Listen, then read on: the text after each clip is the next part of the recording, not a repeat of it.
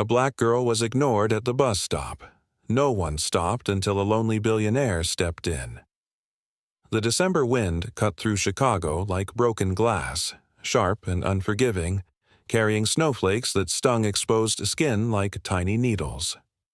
7-year-old Maya Thompson sat hunched on the metal bench at the corner of Madison and Halsted, her thin, purple jacket doing little to protect her from the brutal cold that had already turned her small fingers numb. She had been sitting there for almost 2 hours now, watching countless people hurry past without a single glance in her direction, their eyes deliberately avoiding the small black girl who clearly didn't belong in this upscale shopping district.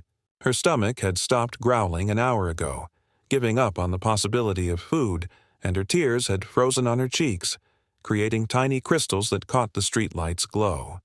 She clutched a worn teddy bear named Mr. Buttons to her chest, the only possession she had managed to grab when she ran from the group home that morning after the older kids had cornered her again, threatening to take the only photo she had of her mother who had died 6 months ago in a car accident that had turned Maya's whole world upside down. The business people walked past in their expensive coats, their faces buried in phones, their minds occupied with meetings and deadlines and everything except the shivering child who had become invisible to a world that had already decided she didn't matter. A woman in a fur coat actually stepped around Maya's feet without looking down, her heels clicking against the pavement in a rhythm that sounded like a countdown to nowhere. A group of teenagers laughed loudly as they passed, one of them throwing a half-empty soda cup into the trash can next to the bench, the splash of liquid hitting Maya's already soaked shoes. But they didn't notice or didn't care, their conversation continuing without pause as if she was just another piece of urban furniture, no different from the bench she sat on or the trash can beside her. Maya pulled her knees up to her chest, trying to make herself smaller, trying to disappear completely because being invisible seemed less painful than being seen and still ignored, and she wondered if this was what her social worker meant when she said some children just fell through the cracks except Maya hadn't fallen. She had been pushed, shoved, forgotten, and now she was freezing to death while the world walked by in designer shoes and warm scarves. That's when Marcus Chen saw her, though he almost didn't stop either, his mind preoccupied with the board meeting that had gone horribly wrong. The investors who had pulled out, the empire he had built from nothing that suddenly felt like it was crumbling despite his billions in the bank. Marcus was 45 years old, a tech mogul who had everything money could buy except the one thing he had lost 5 years ago when his daughter Emma had died of leukemia at the age of 8, leaving him with a fortune that felt worthless and a penthouse apartment that echoed with memories he couldn't escape. He had been walking these streets aimlessly for the past hour, trying to clear his head, trying to find some reason to care about quarterly reports and market projections, when all he really wanted was to hear his daughter's laugh one more time. But something about the small figure on the bench made him pause. Maybe it was the way she held that teddy bear, the same way Emma had held her stuffed rabbit during chemo treatments. Or maybe it was the purple jacket, Emma's favorite color. Or maybe it was just that Marcus recognized the particular kind of loneliness that comes from being surrounded by people who don't see you as human anymore. Marcus approached slowly, his expensive leather shoes crunching in the fresh snow, and he cleared his throat softly, not wanting to startle her. "Excuse me," he said, his voice gentle but concerned. "Are you okay?" Maya looked up with eyes that had seen too much for someone so young, her face a mixture of fear and desperate hope, and she whispered through chattering teeth, "I'm waiting for my mom." The lie came automatically, the same lie she had been telling herself for 6 months, because sometimes pretending hurt less than accepting the truth. Marcus knew it was a lie immediately, not because he was particularly perceptive, but because he recognized the tone, the same tone he used when people asked if he was okay and he said yes, even though he hadn't been okay since the day Emma took her last breath in his arms. He looked around at the empty street, at the snow that was starting to fall heavier now, at this child who was clearly alone and probably had been for a long time, and he made a decision that would change both their lives forever, though neither of them knew it yet. "It's getting pretty cold out here," Marcus said, sitting down on the bench beside her but keeping a respectful distance, not wanting to frighten her. "How about we wait inside somewhere warm? There's a diner just around the corner. They have the best hot chocolate in Chicago, or at least that's what my daughter used to say." Maya's eyes widened slightly at the mention of hot chocolate, her stomach suddenly remembering that it existed, that it was empty, that she hadn't eaten since yesterday's breakfast at the group home. "I don't have any money," she admitted quietly, ashamed of her poverty in front of this man whose coat probably cost more than the group home spent on food in a month. Marcus felt something crack inside his chest, a wall he had built around his heart after Emma died, and he found himself saying, "That's okay, it'll be my treat. I hate drinking hot chocolate alone, and you'd actually be doing me a favor by keeping me company." Maya studied his face carefully, looking for the trick, the trap, the danger that adults usually brought with them, but all she saw was sadness that matched her own, and a kindness that seemed genuine even though she had learned not to trust kindness anymore. The diner was warm and smelled like coffee and bacon and all the things that meant safety and comfort to a child who had been cold and hungry for too long. Marcus ordered 2 hot chocolates with extra marshmallows and a full breakfast, even though it was past dinner time, and he didn't say anything when Maya ate like she was afraid the food would disappear, which she was because good things always disappeared in her experience. "What's your bear's name?" Marcus asked gently, nodding toward the stuffed animal she still clutched tightly. "Mr. Buttons," Maya said between bites of pancake. "My mom gave him to me when I was 3. She said he would always protect me." Marcus smiled sadly, remembering how Emma had believed her rabbit Mr. Hoppy had magical powers that would make the cancer go away. "He seems like a very good protector," Marcus said seriously, treating Mr. Buttons with the respect that imaginary friends and beloved toys deserved. "Where's your mom now?" he asked carefully, already knowing the answer from the past tense way she had spoken about her. Maya's face crumpled then, the warmth and food breaking down the walls she had built to survive, and the tears came in floods, while the story poured out between sobs.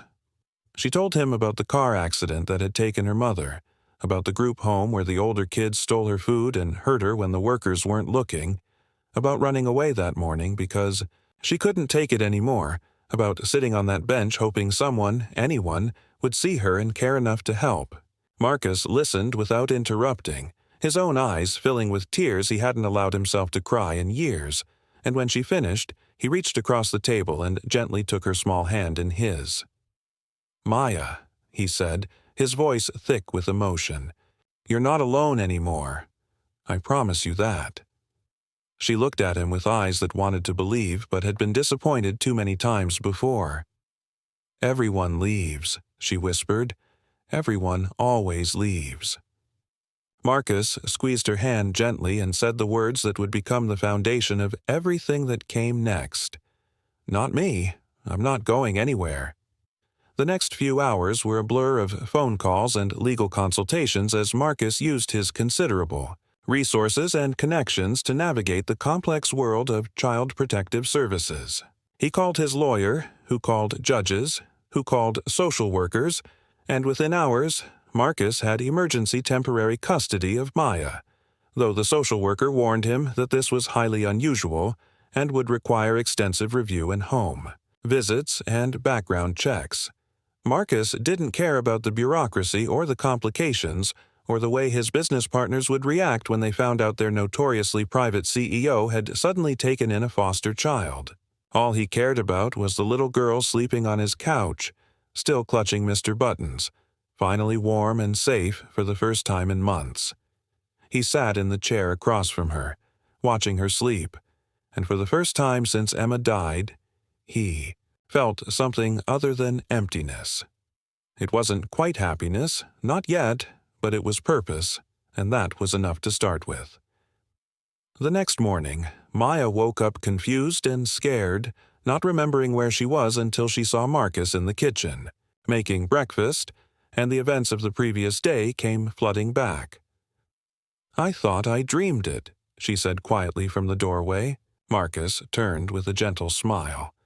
"Not a dream. I made pancakes. Emma, my daughter, She loved pancakes with chocolate chips. Is that okay? Maya nodded, still not quite believing this was real, that someone had chosen her, that she wasn't going to wake up back at the group home. As they ate breakfast together in the enormous penthouse kitchen that had been silent for too long, Marcus explained that she would be staying with him while they figured out a more permanent solution, though privately he was already thinking about adoption, about giving this little girl the life she deserved, about filling the empty rooms of his apartment with laughter again. The first few weeks were an adjustment for both of them as they learned to navigate their new reality. Marcus had to remember how to be responsible for someone other than himself, how to pack school lunches and check homework, and enforce bedtimes. Maya had to learn how to trust again, how to believe that this warm bed and full refrigerator and gentle man who read her stories every night weren't going to disappear. There were challenges, of course. Maya had nightmares that woke them both, screaming for her mother, crying so hard she could barely breathe.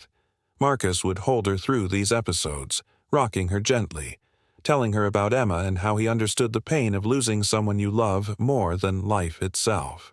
There were also meetings with social workers who questioned whether a single man with no experience raising a black child could provide the cultural connection Maya needed. Marcus listened to their concerns seriously and enrolled them both in classes about black history and culture, determined to honor every part of who Maya was. 3 months into their new arrangement, as spring began to break through Chicago's brutal winter, Marcus made a decision.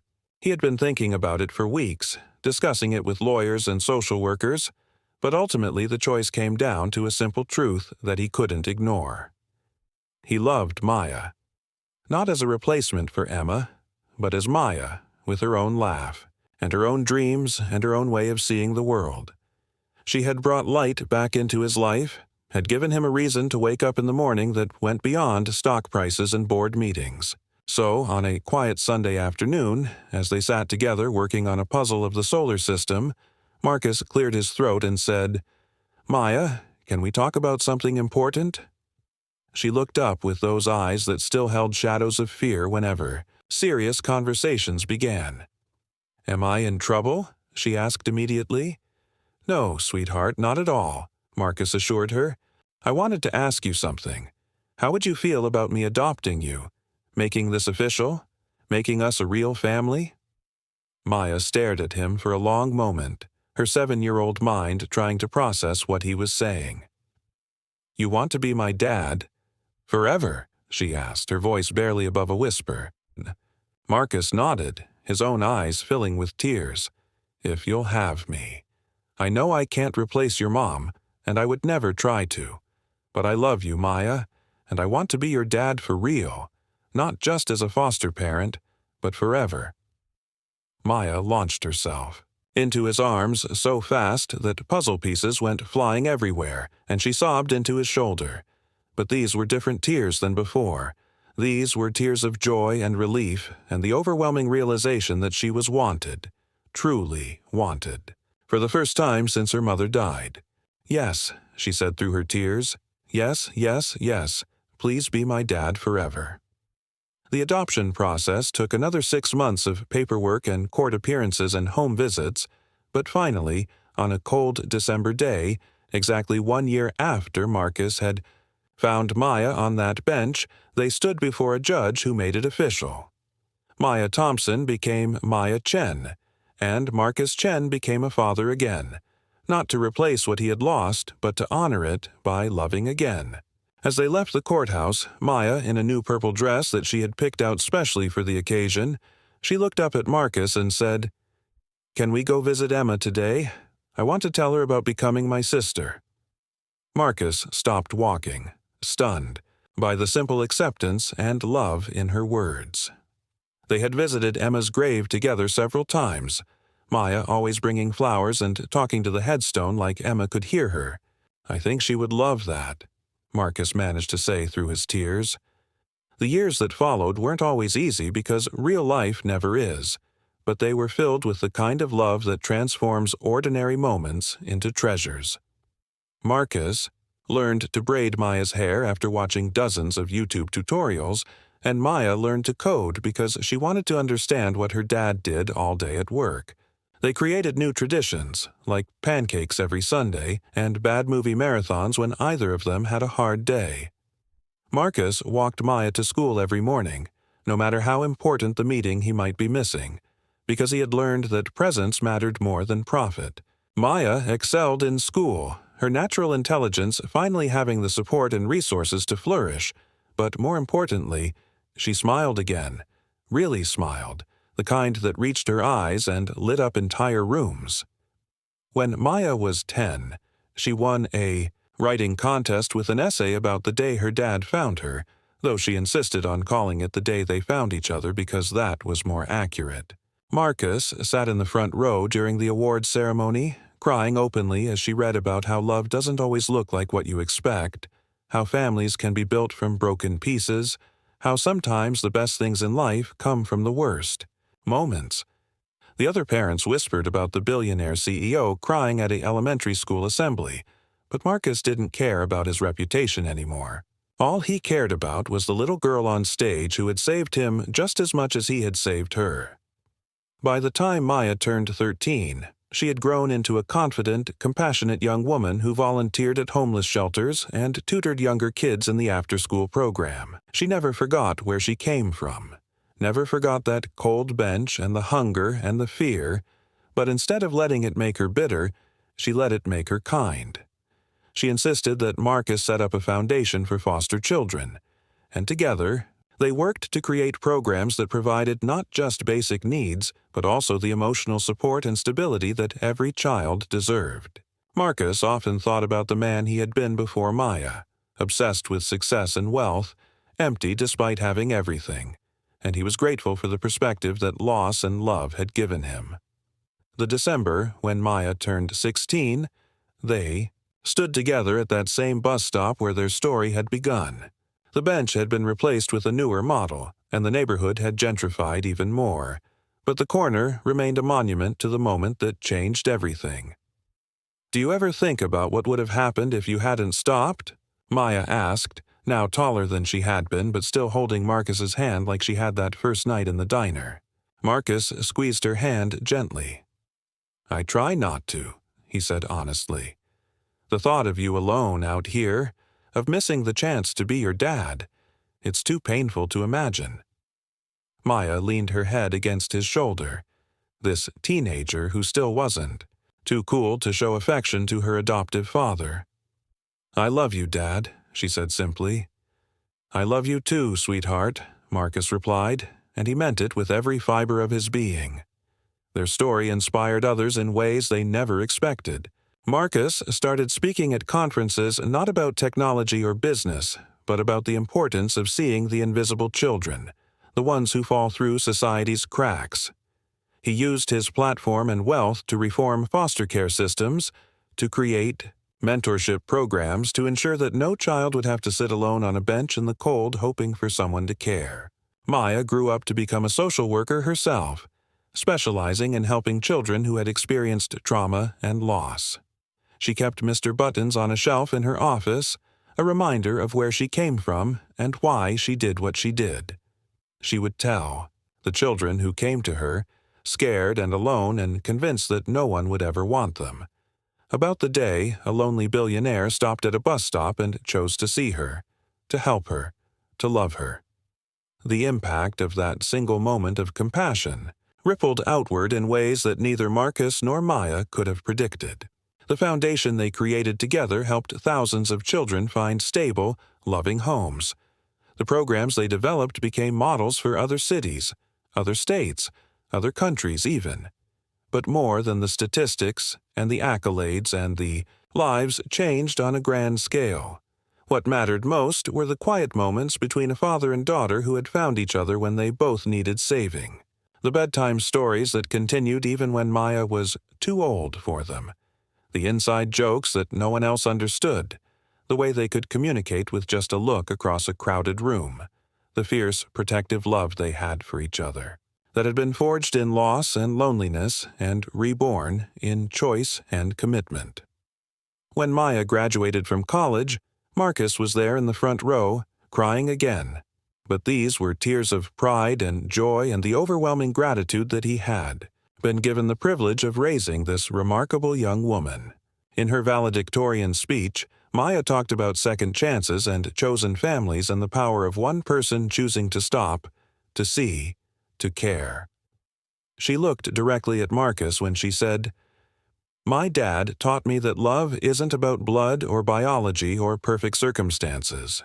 Love is about showing up, especially when it's hard, especially when it's inconvenient, especially when the world tells you it's not your problem. Every child deserves someone who will stop for them on the coldest day of their life and say, 'You're not alone anymore.'" Years later, when Marcus was older and Maya had children of her own, they would still return to that bus stop every December, a pilgrimage to the place where their family began. Maya's children, Marcus's grandchildren, would listen to the story with wide eyes, amazed that their grandfather and mother had once been strangers, that their family had been built not from conventional beginnings but from an extraordinary moment of human compassion. Marcus would hold his grandchildren and think about Emma, about how she would have loved being a big sister, about how her death had led him to that street corner on that cold night, about how grief and love were sometimes different sides of the same coin. The story of the black girl who was ignored at the bus stop until a lonely billionaire stepped in became legend in their community. But for Marcus and Maya, it was simply their truth. It was the story of how they saved each other, how they built a family from scratch, how they proved that love doesn't need permission or conventional structure to be real and lasting and transformative. When people asked Marcus about his greatest achievement, he never mentioned the companies he had built or the fortune he had amassed. He would simply pull out his phone and show them a picture of Maya at various stages of her life, from that scared 7-year-old with Mr. Buttons to the confident woman who was changing the world one child at a time, and he would say, "I stopped," when everyone else kept walking. That's it. That's everything. Maya kept a photo on her desk of that first breakfast they shared in the diner, a selfie Marcus had taken where they both looked uncertain but hopeful, two broken people beginning to heal together. When the children she worked with asked her how she knew things would get better for them, she would point to that photo and say, "Because someone stopped for me when I had given up hope. Someone saw me when I had become invisible. Someone chose to love me when I believed I was unlovable. And if it happened for me, it can happen for you too. Sometimes help comes from the most unexpected places. Sometimes families are built in the most unconventional ways. Sometimes all it takes is one person choosing to care." The foundation Marcus and Maya had built together grew into an international organization that revolutionized how society approached foster care and child welfare. But at its heart, it remained simple, just like their story. It was about seeing the unseen, stopping when others walk by, choosing love over convenience. Every child helped, every family created, every life transformed could trace its roots back to that cold December night when a lonely billionaire noticed a little girl that everyone else ignored. Marcus often said that his billions had never brought him happiness, but stopping at that bus stop had brought him everything that mattered. Maya would add that being ignored by the world had been the worst moment of her life, right up until it became the catalyst for the best thing that ever happened to her. Their story proved that families aren't always born. Sometimes they're discovered in the most unlikely moments. It proved that wealth means nothing without someone to share it with, that success is hollow without love to give it meaning. Most importantly, it proved that every child, regardless of their race, their circumstances, their perceived value to society, deserves to be seen, to be helped, to be loved. The black girl who was ignored at the bus stop grew up to ensure that no child would ever be ignored again. The lonely billionaire who stepped in discovered that true wealth had nothing to do with money and everything to do with the love of a child who chose to call him Dad. In her memoir years later, Maya would write, "I sat on that bench for 2 hours and 17 minutes. I know because I counted every second, wondering if this would be how my story ended, frozen and forgotten while the world walked by. 2 hours and 17 minutes of being invisible, of being nothing, of being less than human in the eyes of everyone who passed. But then Marcus stopped. He saw me. He chose me. And in that moment, everything changed. Not just my circumstances, but my understanding of what it means to be human, to be family, to be loved.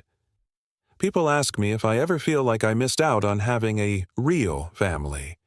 I tell them that there is nothing more real than someone choosing you when they don't have to, loving you when it's difficult, staying when everyone else leaves. Marcus didn't give me life, but he gave me a life worth living. He didn't create me, but he helped me create myself. He wasn't my father by birth, but he became my dad by choice, and that choice, renewed every single day for decades, is the greatest love I have ever known. Marcus would add his own thoughts in the foreword to her book. I thought I was saving Maya that night, but the truth is, she saved me. I had been dead inside since losing Emma, going through the motions of living without actually being alive. Maya brought me back to life, gave me purpose again, taught me that the heart's capacity to love isn't diminished by loss but can be expanded by it if we're brave enough to try again. She calls me her hero, but she's wrong. She's the hero of this story. She survived unimaginable loss and cruelty with her capacity to love intact. She trusted again when everything in her experience should have told her not to. She chose to call me Dad when she had every reason to keep her walls up forever. That kind of courage, that kind of strength, that kind of love, that's heroism. I just did what any decent human being should do. I stopped, I looked, I cared. The fact that this was extraordinary says more about our society than it does about me. Their story ended where it began, at a bus stop on a cold December night. But this time it was Maya's daughter, Marcus's granddaughter, standing there with them, learning about the moment that created their family. "Grandpa," she asked, "what made you stop when everyone else kept walking?" Marcus thought for a moment, then knelt down to her level, his knees protesting but his heart full. "Sometimes," he said, "the universe puts you exactly where you need to be, exactly when you need to be there.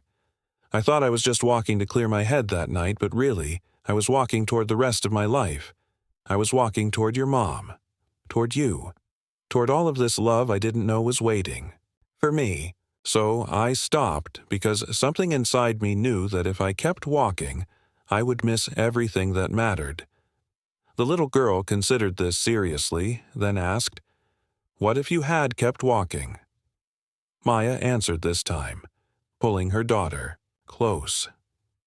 "Then we would have found each other another way," she said with certainty, "because some things are meant to be. Some families are written in the stars. Some loves are too important to be left to chance. Your grandfather and I were always going to be family. That bus stop was just where we were lucky enough to find each other." Marcus and Maya exchanged a look over the child's head, a look that contained multitudes, years of shared joy and sorrow, triumph and struggle, ordinary moments and extraordinary love. They had built something beautiful from the ashes of their separate tragedies, had created a family that defied conventional definition but exceeded conventional love. As they walked away from the bus stop together, 3 generations holding hands, Maya thought about all the children still sitting on their own benches, waiting for someone to stop, to see them, to care. She thought about the work still to be done, the systems still to be changed, the families still to be created from unexpected moments of compassion. And she felt grateful, infinitely grateful, for the lonely billionaire who had stopped on the coldest night of her childhood and had given her not just warmth and food and shelter, but love and dignity and a future. Marcus thought about Emma, as he often did, and felt her presence in the way Maya mothered her own children, in the way compassion had multiplied from that single moment into a movement that had changed thousands of lives. He thought about the man he had been before that night, Wealthy but empty, successful but alone, and he was grateful for the little girl who had been brave enough to let him love her, to become her father, to rebuild both their lives from that moment of connection. The story of a black girl was ignored at the bus stop. No one stopped until a lonely billionaire stepped in, became more than just their story.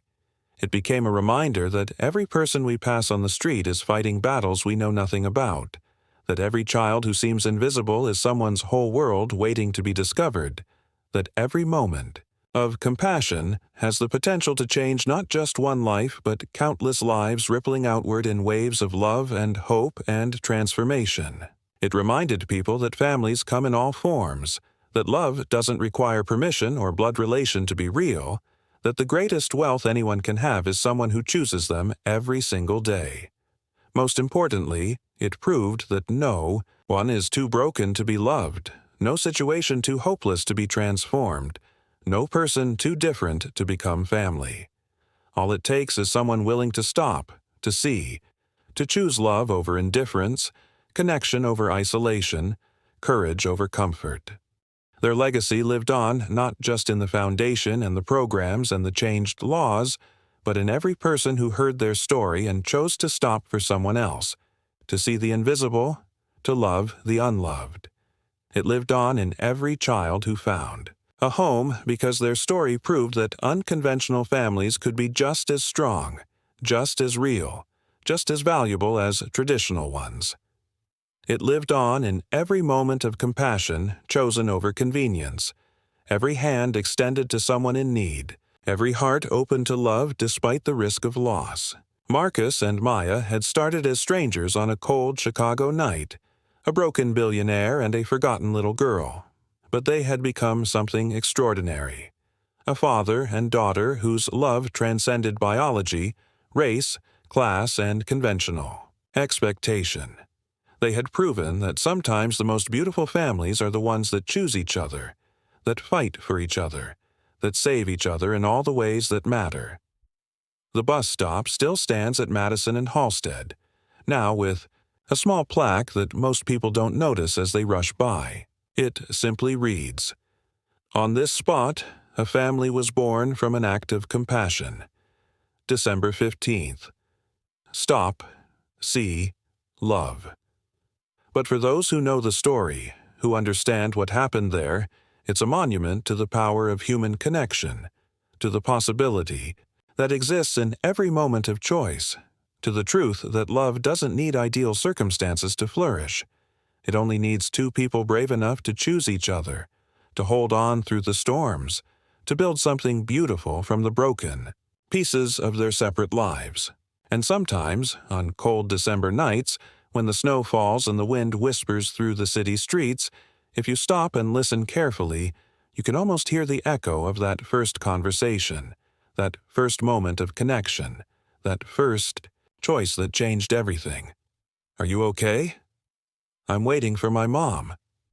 "How about we wait somewhere warm?" And in that echo lives the promise that no one has to be alone, that families can be found in the most unexpected places, that love is always possible, always powerful, always worth the risk. The story ends where it began, with a truth so simple. It's revolutionary. When we choose to see each other, to truly see each other, we choose to save each other. Maya was ignored at that bus stop by dozens of people who saw her poverty, her race, her circumstance, and decided she wasn't their problem. But Marcus saw her humanity, her need, her worth, and decided she was his to protect, to love, to claim as family. That single decision, that moment of stopping when everyone else kept walking, created a love story that had nothing to do with romance and everything to do with the families we choose, the children we save, the lives we transform when we decide that someone else's pain is our responsibility, someone else's child is our child, someone else's story is our story too. A black girl was ignored at the bus stop. No one stopped until a lonely billionaire stepped in. And in stepping in, he didn't just change her life, he discovered his own life's true purpose, to love and be loved by a daughter who chose him, Right back, forever and always, against all odds, beyond all expectations. Proof that the greatest families are built not from blood, but from brave, persistent, transformative love.